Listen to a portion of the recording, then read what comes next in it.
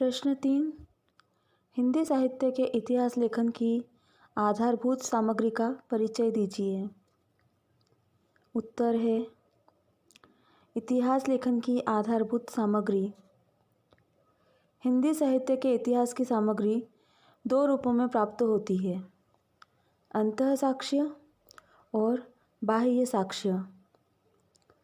साहित्य के परिचय ग्रंथों में प्राप्त सामग्री अंतः साक्ष्य के रूप में तथा साहित्य के अतिरिक्त अन्य साधनों से उपलब्ध सामग्री बाह्य साक्ष्य के रूप में मिलती है।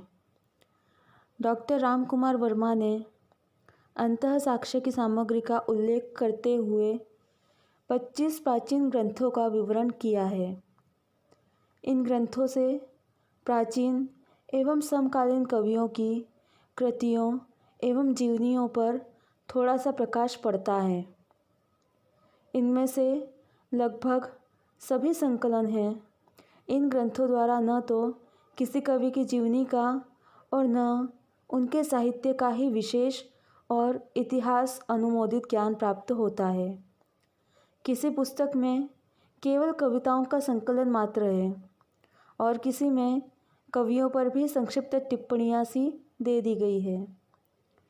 इन 25 ग्रंथों में 84 और 200 वैष्णव की वार्ता, भक्तमाल, श्री गुरु ग्रंथ साहिब, गोसाई चरित, भक्त नामावली, काव्य निर्णय, श्रृंगार संग्रह, कवित्त रत्नाकर, सुर सरोवर आदि ग्रंथ विशेष प्रमुख तथा महत्वपूर्ण माने जाते हैं।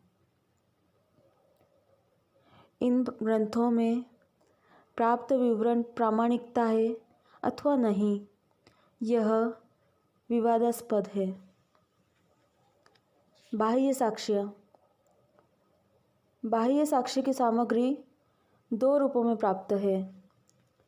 पहले रूप में साहित्यिक सामग्री है, दूसरे रूप में शिलालेख तथा प्राचीन स्थानों का निर्देश एवं विवरण है। साहित्यिक सामग्री के अंतर्गत अनेक खोजपूर्ण ग्रंथ हैं, जिनके लेखक अधिकांशतः यूरोपीय हैं। इनमें 18 ग्रंथ महत्वपूर्ण और उल्लेखनीय हैं, जिनमें राजस्थान का इतिहास, हिंदू धर्म पर बाह्य प्रभाव, सिखों का इतिहास, भारतीय विचारधारा, गोरखनाथ और उनका पंथ, कबीर और कबीर पंथ, राजस्थान में हिंदी के हस्तलिखित ग्रंथों की खोज आदि विषयों से संबंधित देशी और विदेशी विद्वानों द्वारा दी गई खोजों और विचारों का विवरण दिया गया है। इन ग्रंथों से अनेक ज्ञात और अज्ञात कवियों और लेखकों का परिचय प्राप्त होता है। यह सामग्री अंतः साक्ष्य की सामग्री की अपेक्षा अधिक खोजपूर्ण है, अतः अपेक्षाकृत अधिक प्रामाणिक है। अन्य बाह्य साक्ष्यों में चंदेल राजा परमाल के शिलालेख आदि हैं। इन शिलालेखों से प्राचीन इतिहास पर प्रकाश पड़ता है। तिथिक्रम के निर्धारण में भी इनसे सहायता मिलती है।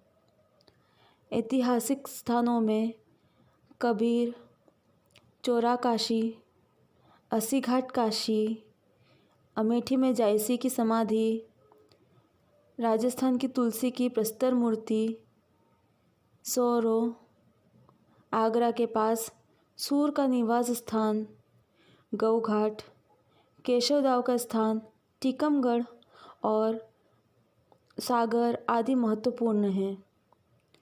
इन स्थानों में प्राचीन कवियों विषयक प्रचलित जनश्रुतियों एवं किंवदंतियों से भी यथेष्ट सहायता मिलती है। यह संपूर्ण सामग्री आलोचकों और साहित्यकारों के लिए अत्यंत महत्वपूर्ण है। इनमें संबंधित कवियों और लेखकों पर पर्याप्त प्रकाश पड़ता है। जनश्रुतियाँ यद्यपि विशेष प्रामाणिक नहीं होती है, परंतु उनका आधार कुछ अंशों तक ही सत्य होता है।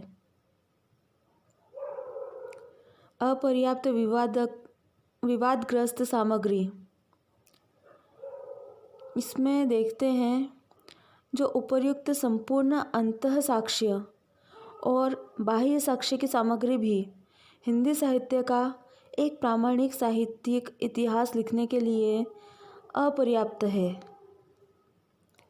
अभी अनेक ऐसे विषय हैं जो विवादग्रस्त हैं, जैसे गोरखनाथ का समय, जटमल का गद्य, सूर की जन्म तिथि तथा जीवन, कबीर का जीवन और चरित्र आदि। इनके संबंध में विभिन्न विद्वानों के विभिन्न मत हैं। वीरगाथा काल के अधिकांश ग्रंथ जो पहले प्रामाणिक माने जाते थे, अब अप्रामाणिक माने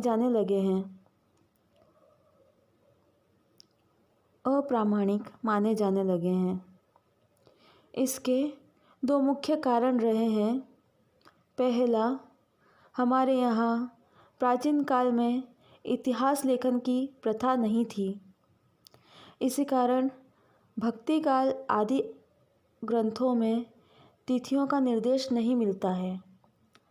दूसरा, हमारे कवि अपने व्यक्तिगत जीवन के प्रति इतने अनासक्त रहते थे कि अपने ग्रंथों में उन्होंने अपने विषय में कुछ नहीं लिखा है। वे अत्यंत नम्र स्वभाव के थे। कबीर, जायसी, सूर आदि ने अपने प्रति कहीं भी स्पष्ट संकेत नहीं दिए हैं। रीतिकालीन कवियों में अपने संबंध में कहने की प्रवृत्ति अवश्य कुछ अधिमात्रा में पाई जाती थी। केशव, सेनापति, देव, दास आदि ने अपनी गर्वोक्तियों द्वारा अपने जीवन चरित्र पर अवश्य कुछ प्रकाश डाला है, परंतु वह भी इतना पर्याप्त नहीं है कि उसके आधार पर उनका प्रामाणिक जीवन चरित्र लिखा जा सके। तुलसीदास ने भी कवितावली और विनय पत्रिका में ग्लानि की वशीभूत होकर ही अपने जीवन की कुछ घटनाओं का वर्णन किया है।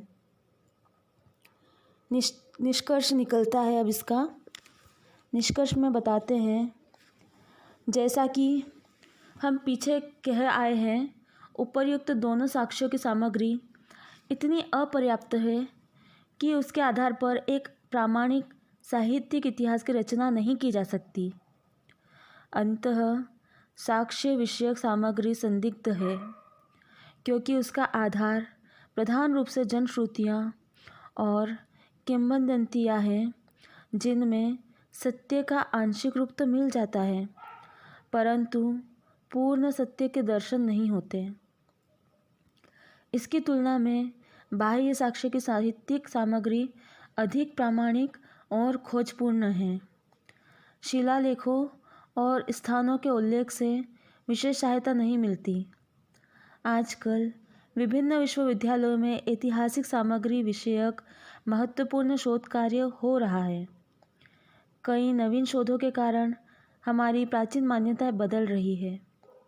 राजस्थान में तथा हिंदी भाषी प्रदेशों में अनेक स्थानों पर हस्तलिखित प्राचीन ग्रंथों के रूप में ऐसी सामग्री बिखर पड़ी है, जिसका यदि पता लग जाए तो हमारे साहित्य का आरंभिक काल अधिक प्रामाणिक और सुशृंखलित रूप में प्रस्तुत किया जा सकता है तथा भक्ति काल और रीतिकाल के संबंध में बहुत से नए तथ्य प्रकाश में आ सकते हैं।